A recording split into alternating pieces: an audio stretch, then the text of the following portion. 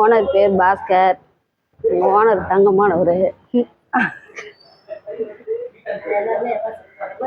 நாங்கள் எல்லாருமே டெபாசிட் போடுறவங்க தான். நாங்கள் 20-25 வருஷமாக வேலை செய்கிறோம். எங்களுக்கு எந்த பிரச்சனையும் கிடையாது. எதுனா ஒன்றா எங்களுக்கு ஹெல்ப் பண்ணுவார். நாங்கள் எல்லாமே எங்களுக்கு ஓனர் தான், வேறு யாரும் எங்களுக்கு இதுவும் இல்லை.